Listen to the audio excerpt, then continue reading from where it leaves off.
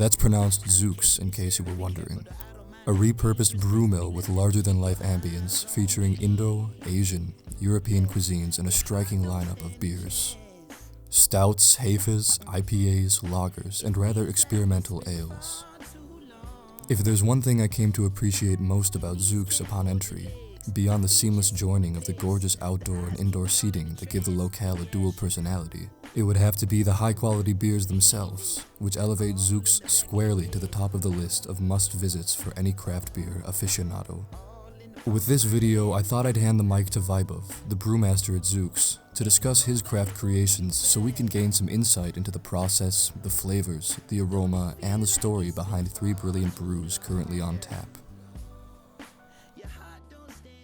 So we have a Japanese blonde ale, which is again a unique beer that's a different style that has been never done in India before. And then there's a double IPA. Of course, Bangalore is known for the IPAs and everything. So I've tried my best to do something different in a double IPA as well. And then there's a smoked amber ale. So to start off with the Japanese blonde ale, so basically this beer is a collage of 2 different styles. So I wanted to do a lager over here, but again lager takes some time and I had few restrictions. So I thought I need to mix up a lager and an ale. So in this particular beer, I've used majority proportion of Japanese sticky rice, which gives that very clean, crisp flavor to it and light in body. And because of the Belgian yeast, it gives that fruitiness to it, and it's not as dry as a Japanese blonde lager, but still it's very sessionable. And I'm using an ale yeast, but I'm fermenting it in a very lager kind of a way. And in the aroma, you get that little bit of breadiness and little bit of fruity notes. And I also use a German noble hops into it. It counterbalances the sweetness of the malt, but it doesn't overpower the palate. So the next beer that I want to talk about is a double IPA. There's been a lot of craze and there's been a lot of talk about double IPA in Bangalore particularly. If you see different parts of India, IPAs were never that well received because of the bitterness. So Indian palate were more used to the beers like wheat beers, which were not at all bitter. So we are using a hops which has the piney character and the floral characteristic into it. The hops like Cascade and the Chinook.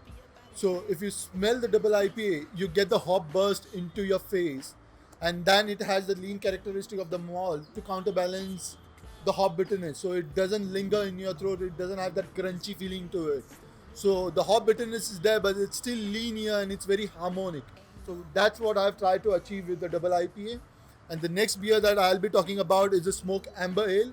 So the amber is just a color that we have used for the reference, but it's all smoked ale. So in this particular beer, I've gotten inspired from a German beer, which is from Bamberg, the smoked beer. They call it as a Rauch beer. That beer has a smoky notes to it because we use malt, which has been smoked by using a beechwood chips.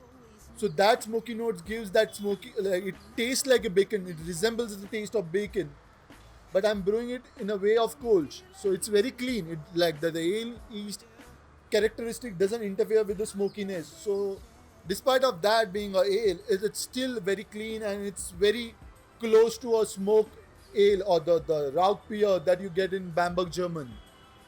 So I would suggest people that go out, try out different styles. Don't limit yourself to one particular style. In the ever-evolving landscape of the craft beer scene in India, the only breweries that survive will be those that adapt, and the only patrons of pubs that continue to enjoy what craft beer stands for in its entirety will be those who expand their palate. And with that, keep an open mind, stay impassioned, and make sure to explore all the options when it comes to craft.